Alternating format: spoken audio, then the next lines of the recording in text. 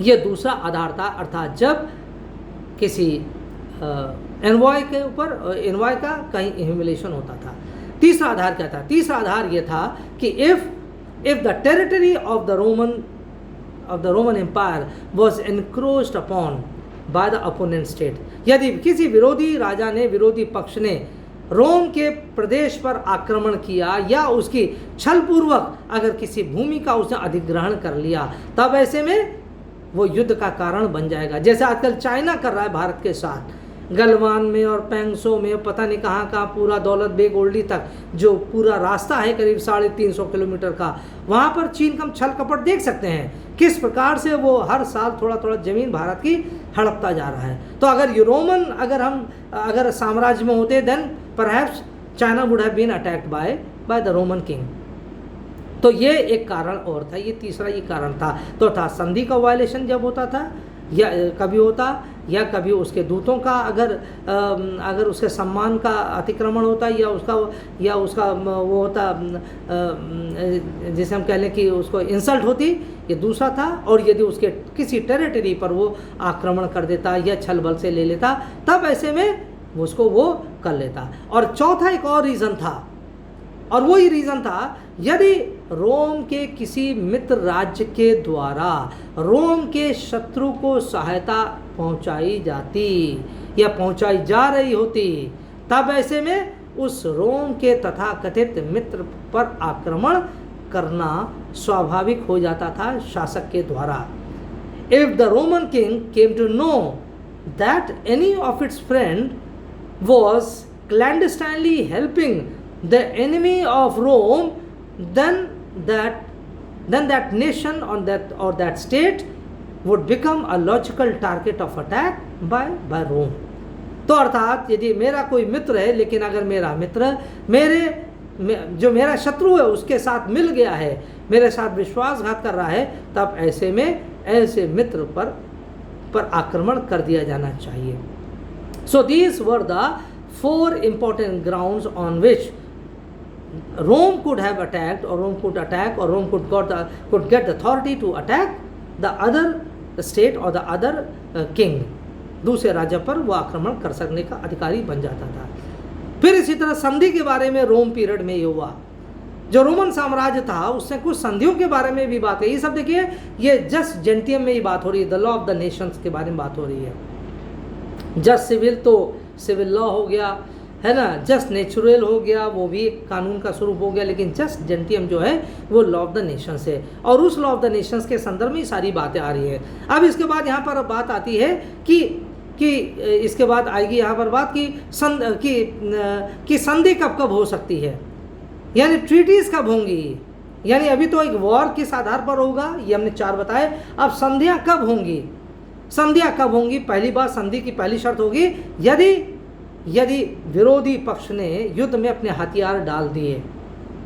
If the losing side has surrendered itself before the victorious state, यदि पराजित राज्य ने विजित राज्य के समक्ष हथियार डाल दिए तो युद्ध समाप्त करने की संधि हो जाएगी। तो यानी आत्मसमर्पण के द्वारा। अगर आत्मसमर्पण नहीं करता तो क्या होगा? यदि उसको वो पराजित कर देता है, और पराजित करने के बाद तब युद्ध शांत हो जाएगा, और तब कोई संधि करी जाएगी कि आप चलिए हम संधि कर रहे हैं, आप इतना हर्जाना देंगे, जिसे हम कहते हैं वॉर रिपारेशंस देंगे, और आपका राज्य हम अपने साम्राज्य से मिला लेंगे। ये दूसरा था, है ना। तो पहला हो गया कि जब वो सरेंडर कर देगा, और दूसरा होगा यदि सरेंडर नहीं करता है और युद्ध हार जाता है। और तीसरा एक और था, संधि का कारण था, यदि युद्ध के दौरान यदि कोई मध्यस्थता करता, और मध्यस्थता के माध्यम से यदि युद्ध समाप्त हो जाता, और तब कोई संधि हो जाती, यानी जैसे हम कहते हैं कि एक वो होती है कि एक शस्त्र जिसे हम कहते हैं कि शस्त्र त्याग देने की संबंधी होती है, अर्थात दोनों जो वॉरिंग साइड होते हैं अपने अपने शस्त्र त्याग देते हैं, they come to the negotiating table, अर्थात फिर एक वार्ता की टेबल पर आते हैं, मेज पर आते हैं, और वहाँ पर वो लोग आपस में सहमति के आधार पर कोई बात करके कोई संधि कर लेते हैं। तो these were the 3 grounds on which a treaty could have been signed between the two sides, that is between the victorious side and the vanquished side. So these were the classical norms that prevailed during the ancient Roman period. ये जो Roman empire था उसके समय में ये सारी बातें उस समय हुआ करती थी। तो यहाँ कहने का देखिए, जो हमने आपको पूरा एक बैकग्राउंड का जो हमने आपको एक व्यू दिया है वो इसीलिए केवल दे कि आपको ये जानकारी मिले कि अंतर्राष्ट्रीय कानून का विकास धीरे धीरे शनै शनै अपनी मंथर गति से, मंद गति से, समय के काल चक्र के साथ, इतिहास की यात्रा के साथ हुआ है। Nothing has happened overnight.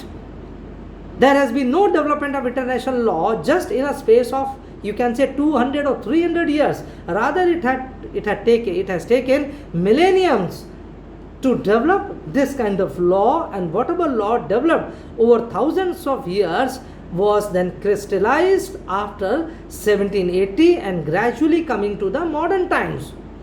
हजारों साल की यात्रा के बाद जो कानून की जो यात्रा हुई हजारों सालों के इतिहास में, वो फिर 1780 के बाद एक नई गति पकड़ लेती है और उसके बाद 20वीं शताब्दी में आते आते इसको कोडिफाई यानी संहिताबद्ध कर दिया जाता है। तो ये तो था प्राचीन समय में क्या हो रहा था विधि के संदर्भ को लेकर। इसीलिए हमने अपने पिछले लेक्चर में बताया था कि ओपेनहीम ने इसको दो भागों में विभक्त किया है। डेवलपमेंट ऑफ लॉ को लेकर दो भागों में ओपेनहीम ने कहा है, law as that develop during the antiquities, अर्थात वो कानून जो पुरातन समय में धीरे धीरे डेवलप हुआ है, यानी law that developed before Grotius के आविर्भाव से पहले जो कानून डेवलप हुआ उसको कहते हैं लॉ ऑफ द एंटिक्विटी, अर्थात पुराने समय का कानून, यानी ग्रोशियस के पूर्व का कानून था पुराने समय का कानून। उसका क्या स्वरूप था जो हमने आपको बताया। अब दूसरा स्वरूप क्या होता है? दूसरा स्वरूप यह है कि law that developed during Grotius time and after him, ये दूसरा कैटेगराइजेशन है। वो कानून दूसरा जो ग्रोशियस के समय में हुआ, ग्रोशियस के द्वारा हुआ, और ग्रोशियस के बाद में ये धीरे धीरे और आगे बढ़ता चला गया। इससे पहले कि ग्रोशियस तक पहुँचे, यहाँ पर हम ये बता दें, उसके बाद रोमन साम्राज्य का जब पतन हो गया, after the 5th century AD, when the Roman Empire declined and disintegrated, there was lot of chaos, there was lot of confusion, there was lot of anarchy that prevailed all across. Roman साम्राज्य के पतन के बाद बहुत ज़्यादा अराजकता सी व्याप्त हो गई थी। जितना वो शक्तिशाली वो एम्पायर था, जितना उसने सबको बांध के अनुशासन में रखा हुआ था, लेकिन वो अनुशासन, वो पूरा स्थिरता, स्थायित्व, वो सब पूरा एकदम वैनिश हो गई after the Roman empire disintegrated. इसीलिए मध्यकाल में स्थिति बहुत अच्छी नहीं थी। द मिडिवल एजेस, क्योंकि 5वीं शताब्दी से लेकर 15वीं शताब्दी तक हमें ध्यान रखना होगा, जो मध्यकाल का समय है विशेष रूप से 5वीं शताब्दी से लेकर 13वीं शताब्दी के लगभग 12वीं 13वीं शताब्दी तक का जो कार्यकाल है उसे मध्यकाल कहा जाता है। From 5th century AD to until 13th century AD, ये इसका क्लासिकल पीरियड है मध्यकाल का। तो कम से कम 5वीं शताब्दी से लेकर 13वीं शताब्दी तक का जो ये कार्यकाल है, जो ये हिस्ट्री है, इतिहास है, दैट वॉज वेरी टुमल्टुअस। ये बहुत अच्छा ये पीरियड नहीं था। ये किस सेंस में नहीं था? कि उसमें स्थिरता नहीं थी, उसमें स्थायित्व नहीं था, अराजकता का दौर हो गया था शुरू। जो एक केंद्रीय शक्ति हुआ करती थी, केंद्रीय शक्ति थी एक रोमन साम्राज्य के रूप में, सब बिखर गई। और क्या हुआ? समाज बढ़ गया 3 प्रमुख स्तंभों में या 3 प्रमुख केंद्रों में।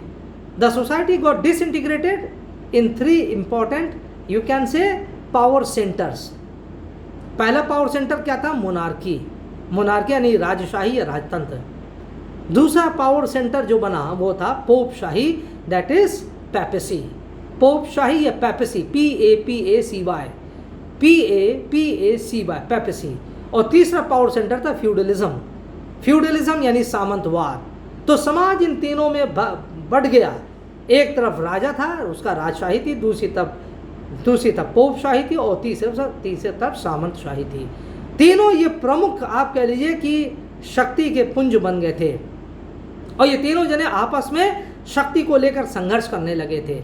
यानी एक तरह से कह ले, अहम ब्रह्मो अस्मि, that I am the most superior, that I am the real power centres. वो शासक राजा पोप से लड़ा करता था, पोप राजा से लड़ता था, सामंत की वो अपनी भूमिका तलाशता था। वो लगता था कि दोनों आपस में लड़ रहे हैं तो चलो हमारा फ़ायदा हो जाए, है ना। और इसमें बहुत सारे ऐसे हमारे ऐसे फिलोसफर्स भी होते, जैसे हम जिसे कहते हैं क्रिश्चियन थिंकर से, क्रिश्चियन फिलोसफर थे, उसमें सेंट ऑगस्टीन का नाम आता है, सेंट थॉमस एक्विनास का नाम आता है। दोनों जनों ने, ये दोनों जो क्रिश्चियन फिलोसफर थे, स्कॉलर्स थे, इन्होंने इस बात को प्रचारित करना शुरू किया कि ठीक है, राजशाही का महत्व है, monarchy is important, monarchy has its own place and status in the society, but monarchy is not complete unless it is topped by, unless it is crowned by papacy, that is by the Christian church. राजशाही का अपना महत्व है, उसका अपना सम्मान है, लेकिन उसका सम्मान, उसका महत्व तब तक अधूरा रहता है जब तक राजशाही के मस्तक पर क्रिश्चियन चर्च का मुकुट ना लग जाए। जब तक ईसाइयत का मुकुट राजशाही के मस्तक पर ना पहना दिया जाए, तब तक राजशाही का कोई औचित्य नहीं होगा। तो इसका तात्पर्य क्या, कहने का तात्पर्य यह है कि that at the top of the society it is the papacy that should be considered supreme, that is the Christian world holds the sway over the whole human society. पूरे मानव समाज पर ईसाई जगत का पहरा होना चाहिए, ईसाई जगत का साम्राज्य होना चाहिए। और इसीलिए इस बात का विरोध किया जाता था राजाओं के द्वारा, राजतंत्रों के द्वारा विरोध किया जाता था। जो छोटे छोटे राजा थे, चाहे वो इटली में हो, चाहे वो फ्रांस में हो, चाहे वो स्पेन में हो, जितने भी यूरोपियन कंट्रीज थे, चाहे वो हॉलैंड हो, इन सब जगहों में बराबर ये युद्ध की स्थिति बनी हुई थी। और इसलिए समाज इन दोनों में बढ़ गया था, पोपशाही में, राजशाही में, और साथ ही साथ तीसरी तरफ सामंत भी थे। सामंत कौन होते थे? जो सरदार होते, सामंत कह लें, जो लैंडेड प्रॉपर्टी, जो बड़े बड़े जमींदार हुआ करते थे, तालुकेदार हुआ करते थे, राजे रजवाड़े, प्रिंसली स्टेट्स हमारे यहाँ भी तो थे ना, 500 से ज़्यादा करीब प्रिंसली स्टेट्स हमारे यहाँ थे, 550 के लगभग थे। वो सब क्या थे? दे वर ऑल फ्यूडलिस्ट पीपल। बड़े बड़े वो जमींदार थे, बड़े बड़े राजे रजवाड़े वाले थे, है ना, they were not the real monarchs in fact. तो इसलिए ये तीसरा जो क्लास था वो सामंतों का था, जमींदारों का था, तालुकेदारों का था, बड़े बड़े स्टेट होल्डर्स का था। ये लोग भी अपने अवसर में रहते थे कि कब हमको मौका मिले और हम कब अपने अपने अपने क्षेत्र में अपना साम्राज्य फैला लें। तो बहुत ज़्यादा समस्या थी तत्कालीन समाज में। फोर्सबल कन्वर्जन्स भी हो रहे थे, बलपूर्वक कन्वर्जन्स हो रहे थे। और एक समय ऐसा आया कि जब ये पूरा यूरोप के अधिकांश लोगों को लगने लगा कि that perhaps the Christian world और the church should have the final say with regard to issues of governance, with regard to issues of administration, with regard to the temporal affairs, अर्थात जो नागरिक मामले हैं वहाँ पर चर्च का या पोप का प्रमुख स्थान होना चाहिए। That is, the pope should have the authority to govern the city or the states। इसलिए एक बराबर टकराव की स्थिति बनी हुई थी। तो कुल मिलाकर ये जो पूरा ये मध्यकाल का समय था, चूँकि इतना ज़्यादा रक्तपात हुआ, इतना ज़्यादा विनाश लीला हुई कि इस एज को कहा गया it was an age of darkness. अंधकार का युग कहा गया उसको, अंधकार का युग और द एज ऑफ डार्कनेस। देखिए इसी के लिए, इसी बात को तो वो स्पष्ट करता हॉब्स अपने लिवायथन में। In the state of nature there was no science, there was no arts, there was no morals, there was no philosophy, there was no religion, there was no spirituality, there was no architecture, there was no music, there was nothing in the state of nature. Rather it was a state that was characterized by solitary, that was characterized by man's existence as being poor, nasty, short and brutish। उसने कहा कि मध्यकाल में, अर्थात जो ये अंधकार भरा युग था मध्यकाल का, उसमें कुछ नहीं था, ना विज्ञान थी, ना कला थी, ना साहित्य थी, ना संस्कृति थी, ना संगीत था, ना कुछ भी नहीं था। कहने का मतलब है ना आर्किटेक्चर था, ना डिज़ाइन था, बल्कि मध्यकाल का जो व्यक्ति था उसका जीवन कैसा था? इट वॉज पुअर, अर्थात निर्धनतापूर्ण था, निर्धनतापूर्ण था। It was poor, solitary, solitary मतलब अकेलापन, poor, solitary, nasty, short and British. Nasty का मतलब है दुर्दशा पूर्ण, शॉर्ट का मतलब है क्षणभंगुर, एंड ब्रिटिश का मतलब है बिल्कुल क्रूरता से भरा हुआ जीवन था। ये लिवायतन में लिखता स्टेट ऑफ नेचर में कैसा वो समय था, और स्टेट ऑफ नेचर क्या था, यही स्टेट ऑफ नेचर था जो 5वीं शताब्दी से लेकर 12वीं 13वीं शताब्दी तक का जो समय था, जहाँ पर मनुष्य का जीवन पूरा दुर्दांत हो गया था, दुर्दशापूर्ण हो गया था। ऐसे समाज को स्टेट ऑफ नेचर कहता है। अब देखिए, ऐसे समाज में अंधकार भरा जब युग चल रहा था, तब ऐसे समय में ही मार्टिन लूथर का आविर्भाव होता है। मार्टिन लूथर आप जानते हैं बहुत बड़े रिफॉर्मर थे, and he principally fought against the domination of the church and the priest and the popes। Martin Luther ने मुख्य रूप से इसी बात का संघर्ष किया था, इस बात के विरुद्ध संघर्ष किया था कि वो धर्म के विरुद्ध, चर्च के प्रभुत्व के विरुद्ध, प्रीस्ट के प्रभुत्व के विरुद्ध, धर्म के विरुद्ध इन्होंने युद्ध किया और कहा था कि जो धर्म का क्षेत्र धर्म वहाँ रहे, जो लौकिक जो क्षेत्र है वहाँ पर राजाओं का वहाँ पर होना चाहिए योगदान, या वहाँ पर सामान्य शासन का, सामान्य नागरिक शासन का वहाँ पर साम्राज्य होना चाहिए था, जिसको कभी कहा गया था कहावत के रूप में, render unto Caesar that are Caesar's and render unto God things that are God's. अर्थात सीजर का मतलब है शासक, जो शासक के क्षेत्र में आता है वो शासक को सौंप दीजिए, और जो ईश्वर के क्षेत्र में आता है ईश्वर के क्षेत्र को वो ईश्वर को दे दीजिए। दोनों में किसी प्रकार का टकराव या भिड़ंत नहीं होना चाहिए। मार्टिन लूथर ने इसी बात की पैरवी किया।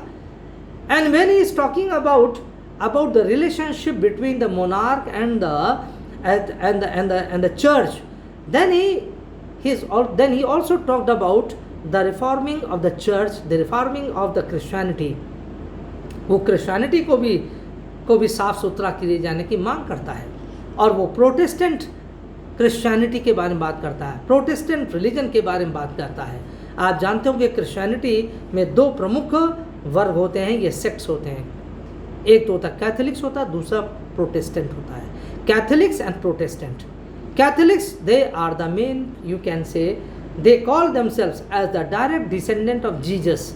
लॉर्ड जीसस के वो अपने आप को वो डायरेक्ट डिसेंडेंट मानते हैं, यानी उनका ही वो उपासना करते हैं। और जो ओल्ड टेस्टामेंट में, यानी जो जैसे हमारी भगवत गीता है, वैसे ही ओल्ड टेस्टामेंट क्रिश्चियंस की बाइबल है। ओल्ड टेस्टामेंट जो बाइबल है क्रिश्चियंस की, वो कैथोलिक उसको सबसे प्रिय मानते हैं। जो कुछ ईसा मसीह के उपदेश हैं बाइबल में, वो सब उसको संकलित किया गया है ओल्ड टेस्टामेंट के नाम से। So the Catholics they are wedded to the prescriptions or to the teachings as laid down in the Old Testament, that is the Bible। Protestant इस बात का विरोध करते हैं, इसीलिए नाम पड़ा प्रोटेस्ट से प्रोटेस्टेंट। अर्थात वो कैथोलिक जो ओल्ड टेस्टामेंट है उसकी सभी बातों को स्वीकार नहीं करते हैं, और उसमें कुछ परिवर्तन लाने के बारे में बात करते हैं, कुछ उसमें संशोधन के बारे में बात करते हैं। जैसे हमारे हिंदू धर्म में बहुत सारी बातों को हम लोग स्वीकार करते हैं, लेकिन कुछ बातों को अस्वीकार भी कर देते हैं। जैसे बलि के बारे में, नर बलि पहले होती थी, पशु बलि होती थी, इस सबको अब समाप्त कर दिया गया। अब इसका एक सांकेतिक हो गया कि आप नारियल फोड़कर, है ना, आप कोई चीज़ का उद्घाटन कर सकते हैं। नारियल फोड़ दिया यानी ये एक प्रकार की बलि हो गई है, लेकिन वास्तव में न पशु बलि है अब न नर बलि है। इसी तरह से प्रोटेस्टेंट ने भी क्रिश्चियनिटी में कुछ सुधार के बारे में बात किया। तो इस तरह से मार्टिन लूथर ने क्रिश्चियन रिलीजन को सुधारने के बारे में, या क्रिश्चियन रिलीजन से ज़्यादा जो चर्च की जो मान्यताएं थी, चर्च के जो तौर तरीके थे, उसका विरोध किया, और उसमें कुछ परिवर्तन लाने के लिए एक धर्म आंदोलन, धर्म सुधार आंदोलन जिसे हम कहते हैं, वो उन्होंने चलाया। इसलिए मध्यकाल के समाप्ति तक कुछ सुधार होने लगे थे। with the end of the medieval era, medieval ages coming to an end, things also started changing gradually। समाज में भी धीरे धीरे परिवर्तन आने लगा। क्यों? क्योंकि हम जानते हैं साइंस और टेक्नोलॉजी का भी डेवलपमेंट होने लगा था। टेक्नोलॉजी तो नहीं, लेकिन हाँ साइंस, विज्ञान का तात्पर्य बुद्धि का डेवलपमेंट होने लगा था। जो अभी तक दिन भर लोग रटा करते थे, चर्च और बाइबल और प्रीस्ट और पोप्स, अब उससे थोड़ा ध्यान हटकर कुछ विज्ञान की तरफ, कुछ मस्तिष्क से संबंधित, कुछ तर्क वितर्क से संबंधित अब कुछ बातें सामने आने लगी। आप जानते हैं उस समय टेलीस्कोप का आविष्कार किया गया, रेडियो का आविष्कार किया गया, ऑक्सीजन के बारे में बहुत कुछ अध्ययन किया जाने, ऑक्सीजन की खोज करी गई, ये उसी का पीरियड है। ये सब 15वीं 16वीं शताब्दी में बहुत सारे डेवलपमेंट शुरू हो गए थे। साथ ही साथ वो ऐसा भी पीरियड आया 15वीं शताब्दी के बाद कि जब इंडस्ट्रियल रिवोल्यूशन भी धीरे धीरे शुरू हो गया। तो जब हम देखते हैं रिफॉर्मेशन आया, रिफॉर्मेशन के साथ एनलाइटनमेंट का युग आया, आपने पढ़ा होगा था, सुधार आंदोलन आया, उसमें आया एनलाइटनमेंट आता, बौद्धिक युग आया, उस समय ग्रोथ ऑफ साइंस के बारे में बात हमने सुना, उसके बाद इंडस्ट्रियलाइजेशन का दौर आने लगा। अर्थात ये सब कब हुआ? ये मध्य युग की समाप्ति के साथ साथ ये बड़े बड़े व्यापक परिवर्तन समाज में आने लगे। साथ ही साथ राजनीतिक क्षेत्र में हम जानते हैं कि मैकियावेली का भी उदय हुआ। मैकियावेली आए, बोधा आए, मॉन्टेस्क्यू आए। खास तौर से मैकियावेली और बोधा के आविर्भाव ने, that is with the appearance of Boda and Machiavelli on the political horizon, and with many of the monarchies becoming stronger and stronger in countries like Spain, in countries like France और Spain के दो ऐसे देश थे जहाँ पर राजतंत्र मजबूत होने लगे। 15वीं शताब्दी से आरंभ होकर 15वीं 16वीं शताब्दी में राजतंत्र इन दोनों देशों में चाहे वो स्पेन है, चाहे वो फ्रांस हो, चाहे वो इंग्लैंड में भी था, वहाँ पर काफ़ी कुछ होने लगा, राजतंत्र शक्तिशाली होने लगे। हालांकि 1688 में हम जानते हैं there was a glorious revolution, एक स्वर्णिम क्रांति हुई, लेकिन उसको ब्लडलेस रेवोल्यूशन भी कहते हैं, अर्थात रक्तहीन क्रांति कहते हैं, स्वर्णिम क्रांति कहते हैं, क्योंकि इस स्वर्णिम क्रांति के माध्यम से, रक्तहीन क्रांति के माध्यम से the power to rule was transferred from the monarchy to the parliament। बिना एक बूंद के भी रक्तपात हुए शक्ति, अर्थात शासन की शक्ति राजतंत्र से संसद को स्थानांतरित कर दी गई, ट्रांसफर कर दी गई इन पीसफुली, अर्थात शांतिपूर्वक, without any violence, without any revolution. The power was transferred from the monarchy to the parliament. तो अर्थात लेकिन परिवर्तन होने दिखने लगे थे 15वीं शताब्दी से। तो यानी अर्थात मध्यकाल का युग जैसे जैसे समाप्त होने लगा, वैसे वैसे परिस्थितियाँ बदलने लगी। तो इस बदली हुई परिस्थिति में तो जो अंधकार का युग था, जहाँ पर अंतर्राष्ट्रीय कानून का कोई बहुत ज़्यादा उसमें विकास नहीं हुआ, कानूनों यानी विधियों के बारे में कोई बहुत ज़्यादा वार्ता नहीं हुई, ऐसे समय में, क्योंकि जब इतना अस्थिरता का दौर चल रहा था, इतना रक्तपात का दौर चल रहा था, तब ऐसे में स्वाभाविक है कुछ भी नहीं हो सकता था। तो आज की बात हम यहीं समाप्त करेंगे और अगले लेक्चर में हम थोड़ी सी बात इसके बारे में बात करेंगे कि मिडिवल टाइम्स में भी, मध्यकाल में भी कुछ ऐसे महत्वपूर्ण विचारक हुए थे यूरोपियन कंट्रीज़ में, जैसे विक्टोरिया, जैसे सुआरेज, जैसे अयाला, जैसे जेंटाइली। ये चार ऐसे महत्वपूर्ण विचारक थे, विद्वान थे, अंतर्राष्ट्रीय विधि से संबंधित कानून के विद्यार्थी थे, जिन्होंने अंतर्राष्ट्रीय के विकास में, उसके ग्रोथ में कुछ योगदान दिया, अवश्य दिया। मध्यकाल के ये विचारक थे। तो अगले लेक्चर में हम इनके बारे में बताएंगे और हम ग्रोशियस के बारे में और उसके आगे के बारे में कैसे क्या डेवलपमेंट होता है उसके बारे में भी हम वार्ता करेंगे। तो आज की बात हम यहीं समाप्त करेंगे और आप लोगों को हम बहुत बहुत धन्यवाद देना चाहते हैं कि आज आपने इस लेक्चर को सुना और मुझे पूर्ण विश्वास है कि आपको आज के लेक्चर से कुछ लाभ अवश्य होगा। और जैसे हमने पिछले लेक्चर में भी कहा था, please keep yourself involved in continuous process of learning. Please continuously read your subject, अपने विषय को हमेशा पढ़ते रहिएगा। Do not totally depend on these video lectures. I will try, although my very best, to be regularly addressing you through these video lectures, but on your part you must take special care.